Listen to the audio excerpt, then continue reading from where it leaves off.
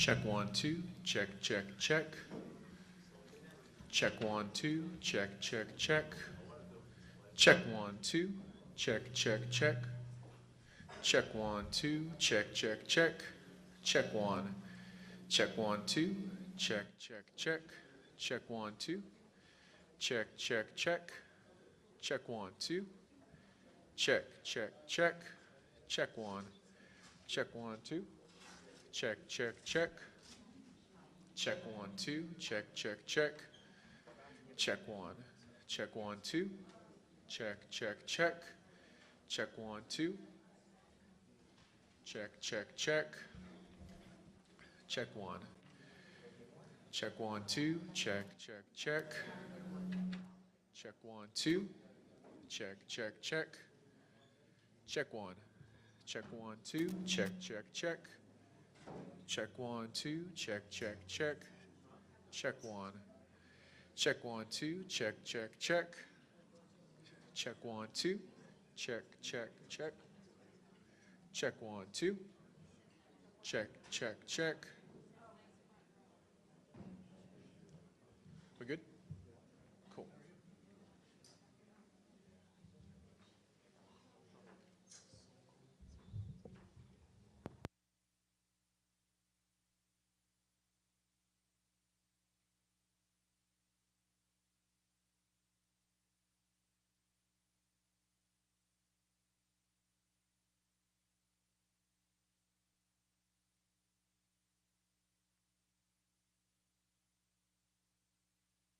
I don't have a reference for you right here. I know, dude. It was there. I know. Well, when I pulled that one cable out, I was like, okay, I still see the internal mic, and then I pulled that second cable out, and then it all went away. So this. Yeah, batteries. Test. Okay. Just if you're in the middle, you just extend it, just even part way down the aisle. It's fine. That's all. Yeah, it's all good. And I'll stay behind you until we're. Is he taking questions or is he making a stand? He's supposed to take questions Right away? I would go up front.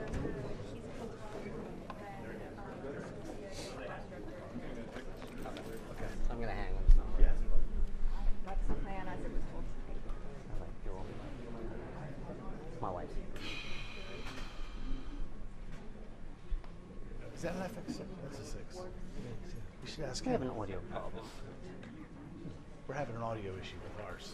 Oh. What? Like nothing's showing up. No internal mic, no external. On all channels. It's not on S&Q mode. That's a dumb question. No. It's a brilliant question. Not on S&Q. Being there, done that, by the way. Just bump the button. It's easy.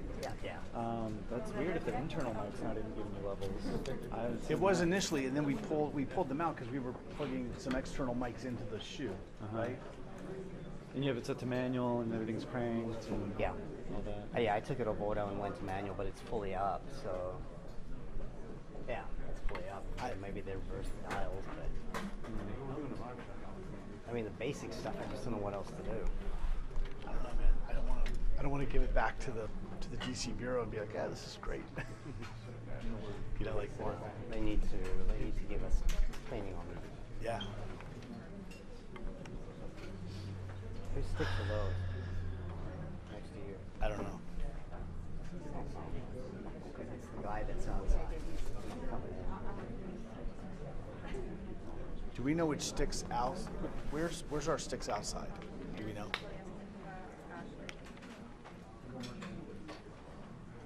She's over there with them.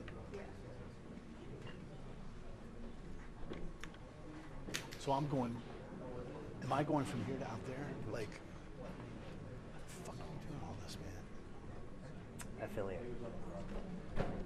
Affiliates outside.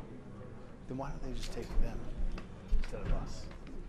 So we're not responsible for outside? No. Okay, great.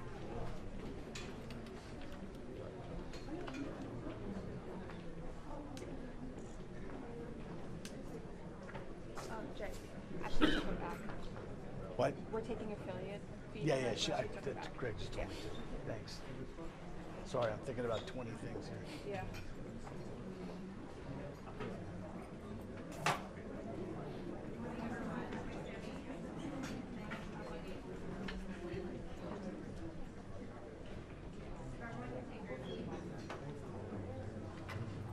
Great.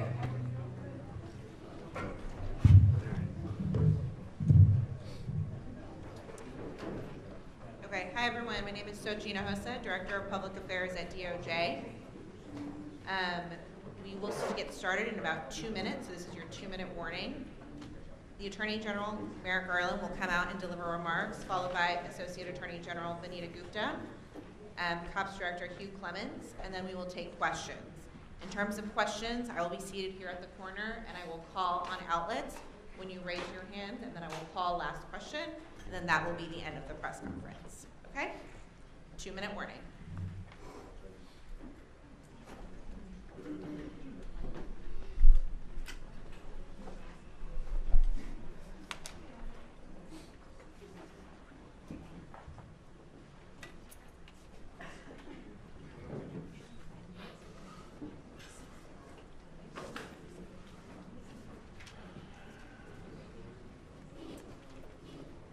Jay.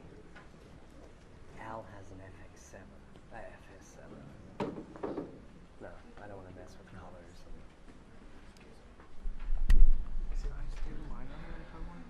No, that's the ceiling box, but that's the double set, yeah. Oh, thank you.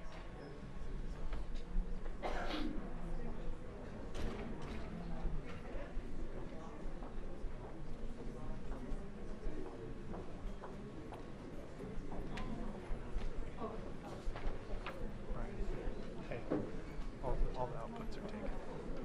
All the outputs are taken. Ah. Who's got a splitter?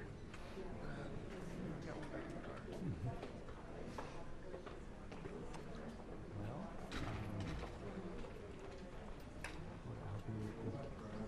I guess he can't crouch down with his hard covers on if that would be any good. No.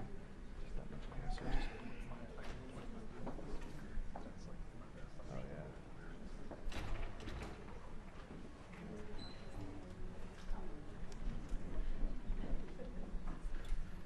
Do you know they don't have any more audio outputs, do they? Is that the only? Is that it? That's a good question. Taken.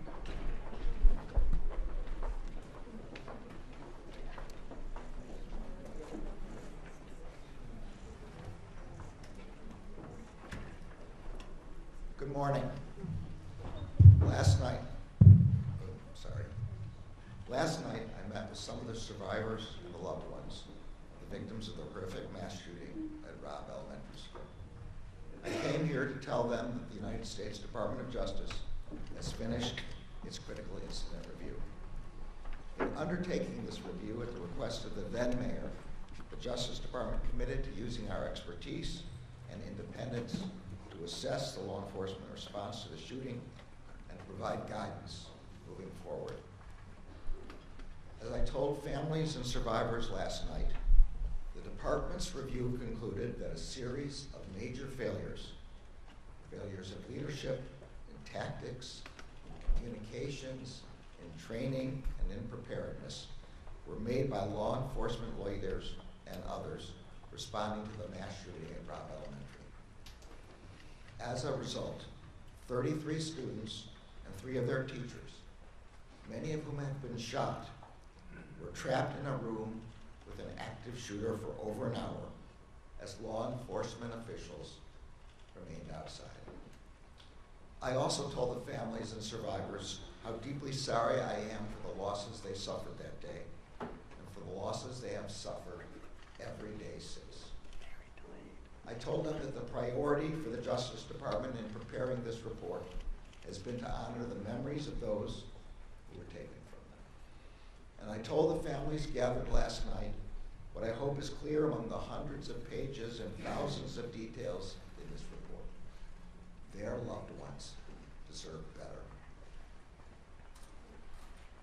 The law enforcement response at Robb Elementary School on May 24th, 2022, and in the hours and days after, was a failure that should not have happened.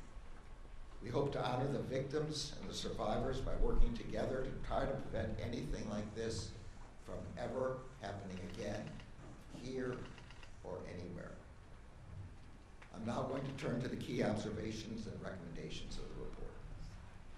On May 24th, 2022 at 11:33 a.m., an active shooter wearing body armor and equipped with a high-power AR-15 rifle entered Robb Elementary School and began shooting into classrooms 111 and 112, which shared a connecting door.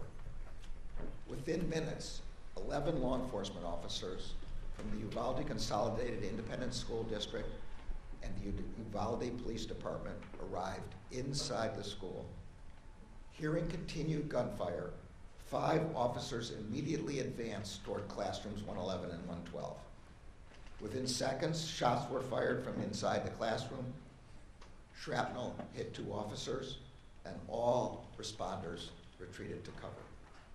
A single officer then made additional attempts to approach the classrooms, but after 11:40 a.m., no more attempts to enter the rooms were made until 12:48 p.m., more than an hour later. As a consequence of failed leadership, training, and policies, injured and scared students and teachers remained trapped with the subject in the classrooms, waiting to be rescued.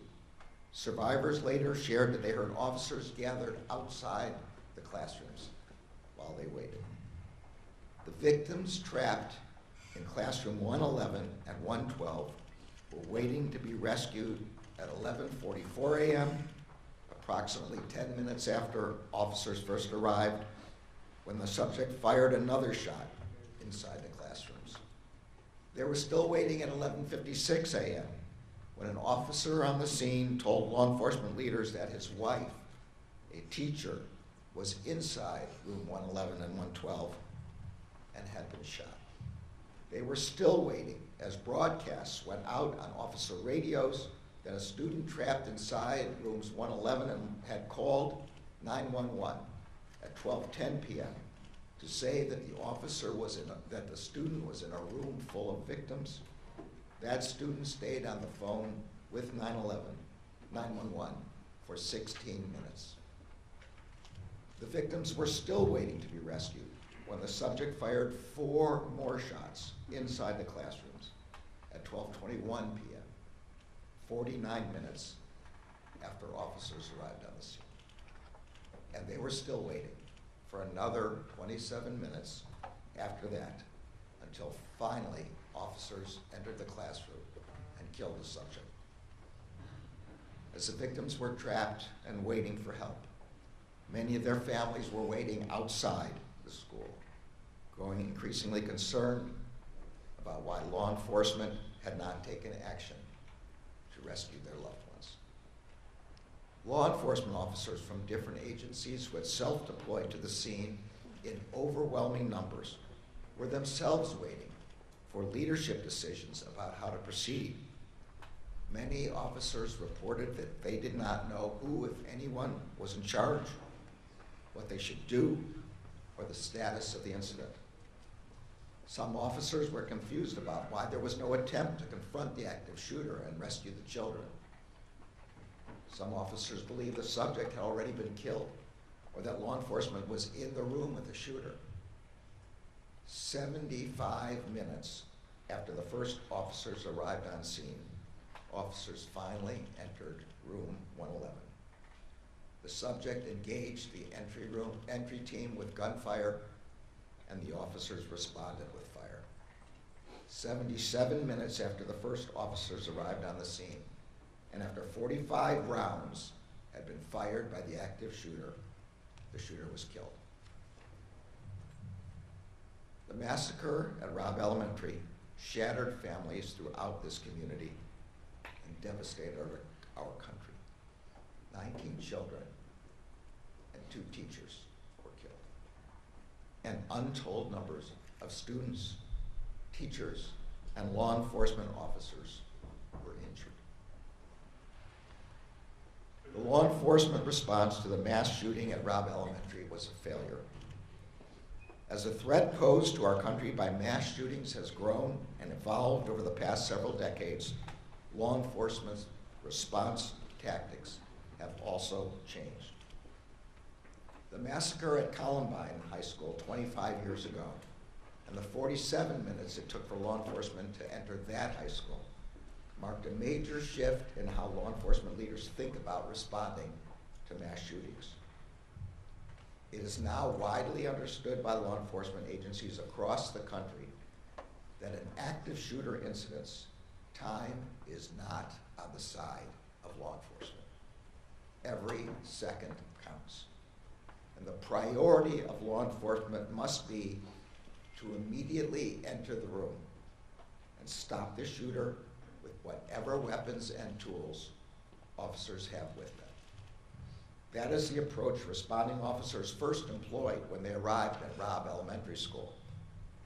But within minutes of arriving inside the school, officials on scene transitioned from treating the scene as an active shooter situation to treating the shooter as a barricaded subject.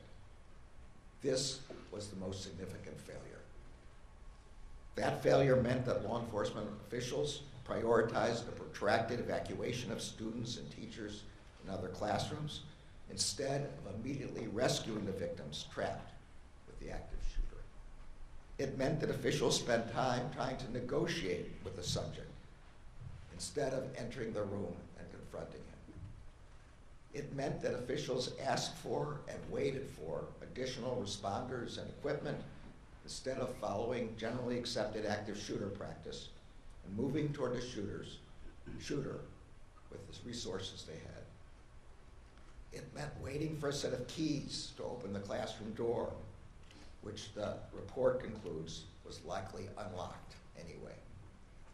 And it meant that the victims remained trapped with the shooter for more than an hour after the first officers arrived on scene.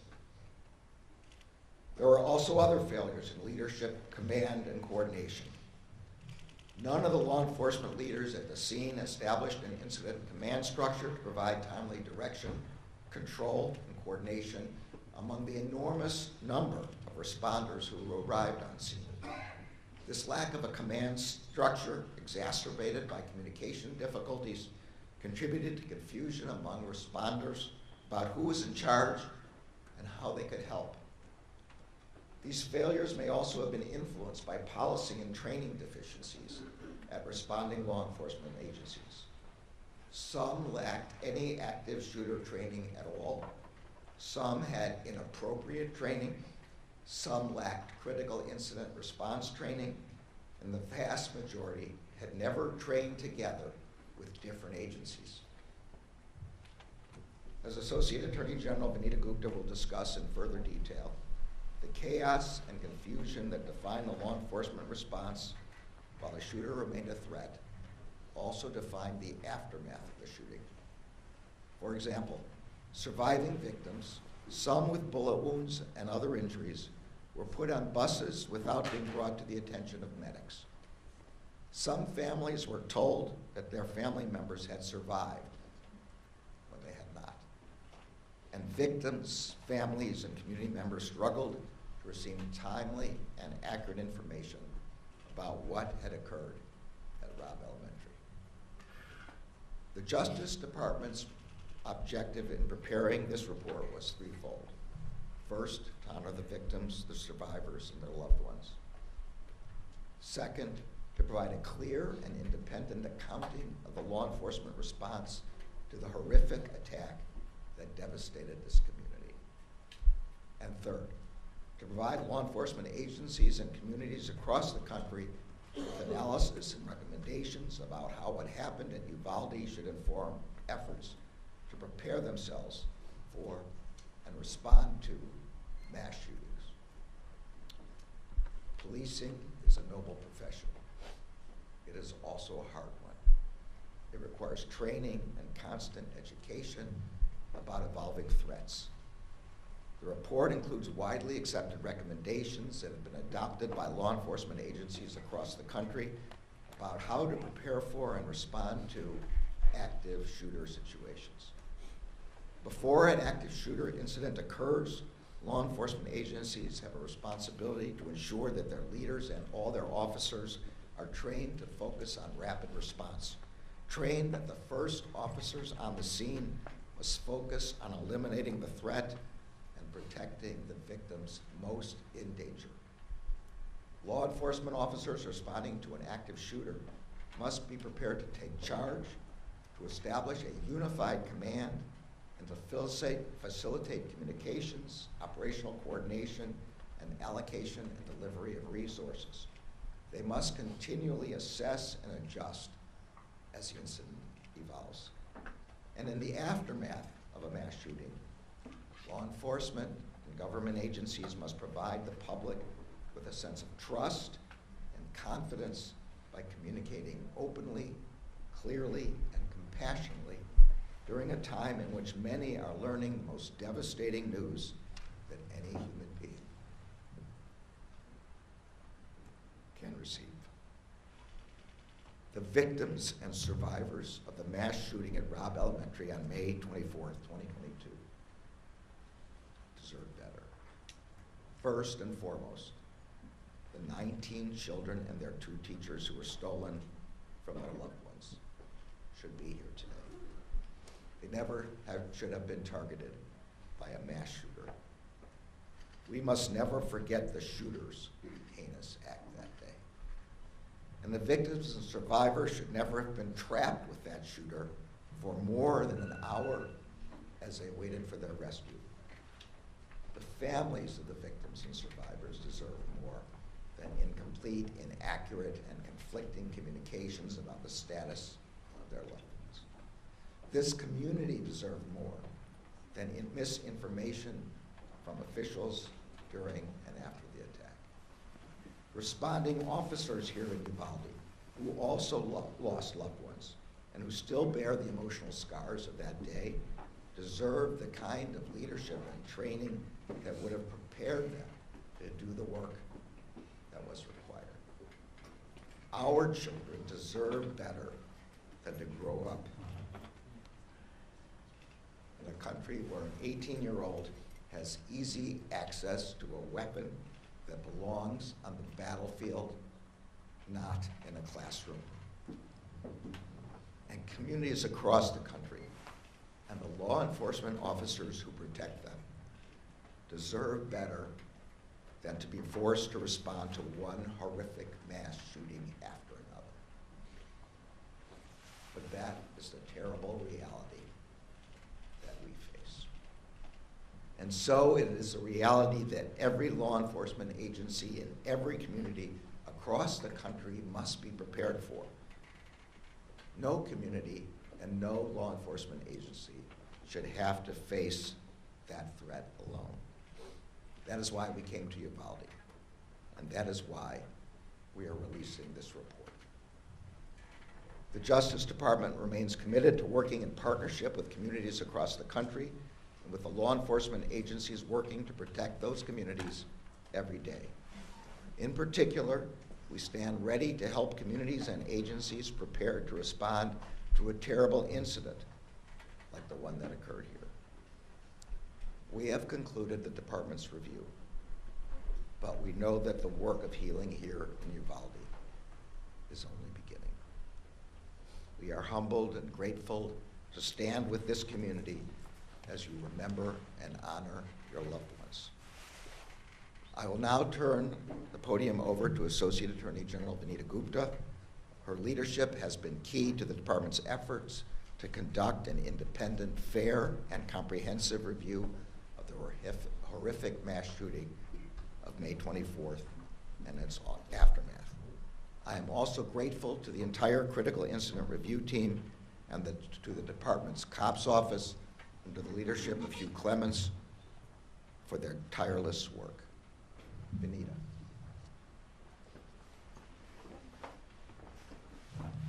Thank you, Mr. Attorney General.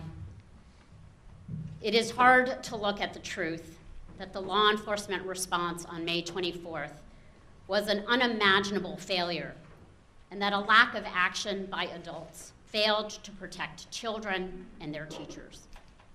But we cannot look away from what happened here. We cannot look away from these children, and we cannot look away from what happened in Uvalde. On May 24th, 2022, this community lost 19 beloved children and 2 cherished teachers at Robb Elementary School. In the days and weeks following, this community also lost a sense of faith and trust in their own neighbors and institutions as they tried to make sense of what happened on the 24th and were unable to get the answers they needed. During that time, the then mayor of Uvalde called me to ask the Justice Department to conduct an independent review of what had happened and what went wrong on May 24th and in the days that followed. Shortly after, the Justice Department began its review. The Attorney General just gave a sense of the detailed timeline that we have laid out and the cascading failures that occurred over the course of 77 minutes between when law enforcement arrived on the scene and when they finally entered the classroom. But we also know the pain and the failures and missteps did not end when law enforcement finally entered the classrooms and rescued the survivors. It continued at minute 78, when it became clear that because there was no leader, there was no plan to triage the 35 victims in classrooms 111 and 112, many of whom had been shot. Victims were moved away without precautions. Without appropriate precautions, victims who had already passed away were taken to the hospital in ambulances, while children with bullet wounds were put on school buses without any medical attention. In the commotion, one adult victim was placed on a walkway, on the ground, outside to be attended to. She died there. The reunification and notification process for families was similarly chaotic, and as some of the families described, truly deeply painful. During and after the 77 minutes, families and survivors received unclear and sometimes conflicting information about where to go to reunite with their loved ones. Many family members waited at the school for hours without status updates, not knowing where their children were, if they were safe or hurt, or even alive. Families searching desperately for their loved ones were sent to different places all across town: the high school, the civic center, the hospital. Some of these details are gut-wrenching. Families hearing about the need for autopsy results as the first indications that their loved ones may not have survived. At one point, hours after the shooting, an official incorrectly told families waiting for their children at the civic center that an additional bus of survivors was coming. It did not. Inaccurate and inconsistent public communications, including social media posts and press conferences, only made things worse. At 12:06 p.m., law enforcement posted on Facebook, reassuring parents that, quote, students and staff are safe in the buildings, close quote. That false reassurance was never corrected. An hour later, law enforcement inaccurately posted on social media that the shooter was in custody. That post, too, was never corrected. Both impromptu and scheduled news conferences and media engagements contained inaccurate, incomplete, and at times conflicting information. Mirroring the failures of the law enforcement response, state and local agencies failed to coordinate, leading to inaccurate and incomplete information being provided to anxious family and community members and the public. We also know the pain following a tragedy like this endures, and that the support this community needs has often been missing. And we cannot talk about what happened at Robb Elementary School without reckoning with the fact that this tragedy took place somewhere all children should feel supported and cared for and safe. Our report documents missteps in school safety preparation that contributed to this tragedy, including that the campus safety plan was effectively a template and included security measures that were not even available at Robb. That there was a culture of complacency around locked door policies, with interior and exterior doors routinely left unlocked, and that confusion over where to find a master key to unlock classroom doors contributed to the significant delay in entering classrooms 111 and 112. As I made clear last April when I came to Uvalde to meet with families, and as we reiterated to families last night, This report not only looked backwards, but also identifies lessons learned and recommendations for other communities to prevent something like this from happening again. No law enforcement agency or community can assume that what happened here, or in Newtown, or in Parkland, or in Columbine can't happen in their community. That is our reality. This report offers 273 recommendations for law enforcement agencies and other officials in every community. That includes a series of recommendations for law enforcement and government agencies preparing for and responding to mass shooting incidents and active shooter incidents as they occur. In the immediate aftermath of an active shooter incident, law enforcement leaders must continue to provide guidance and direction to all first responders, including triage planning to ensure that emergency personnel can access victims as soon as possible. Law enforcement and government officials must provide proactive, timely, and accurate information, notifications, and give community members as much information as appropriate at any given time to help avoid or mitigate rumors, uncertainty, and unnecessary worry. If an organization shares incorrect information with the public, it should be open about it and correct that mistake.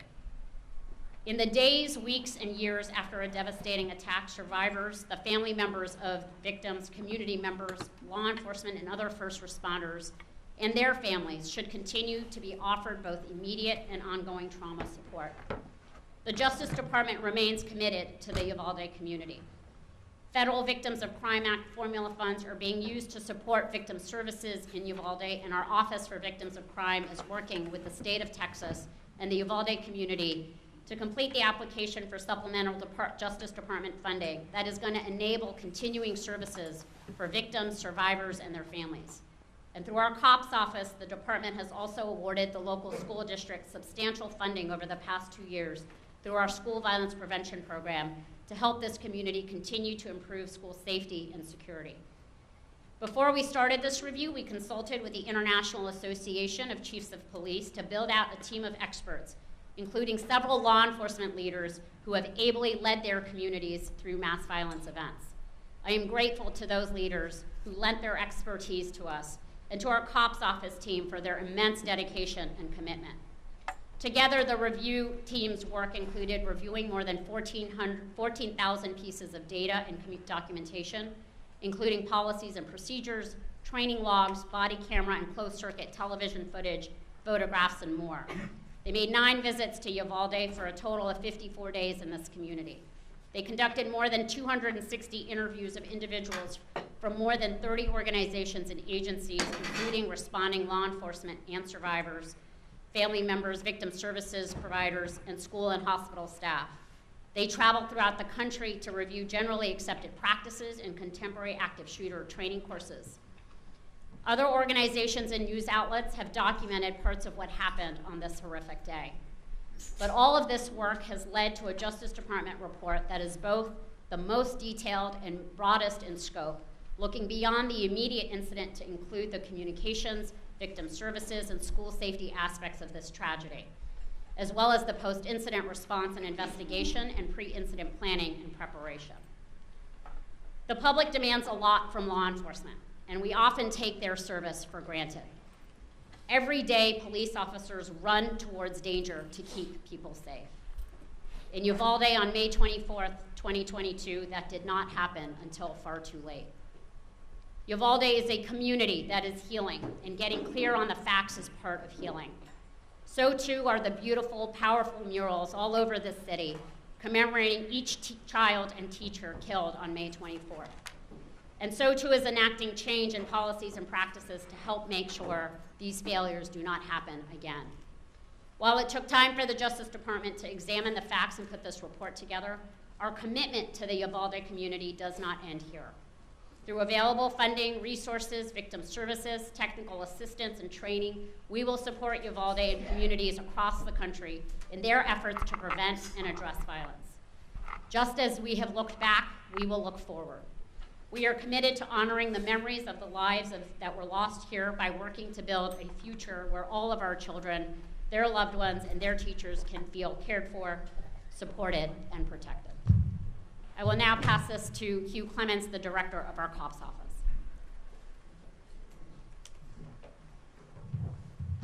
Good morning, and thank you, Mr. Attorney General and Associate Gupta. I know that nothing can take away the pain suffered by the families, the survivors, and the entire Uvalde community. But I do know that the team at the COPS office has been driven to provide an authoritative accounting of everything that transpired at Robb Elementary on May 24th, as well as the events leading up to it and an examination of what happened afterward. As someone with 38 years of law enforcement experience, and 12 of those as chief of the Providence Police Department, I know the importance of having the right policies in place, the right training, and the right partnerships, especially law enforcement partnerships with schools, communities, and other agencies and first responders. This report stresses the importance of those working relationships and how invaluable they are, especially when there's a critical incident. Of course, no one ever thinks something like this is going to happen in their community until it does, which is why the recommendations we provide in this report are so critically important. Unfortunately, the review of the mass shooting at Robb Elementary School is not the first critical incident review that the COPS office has conducted.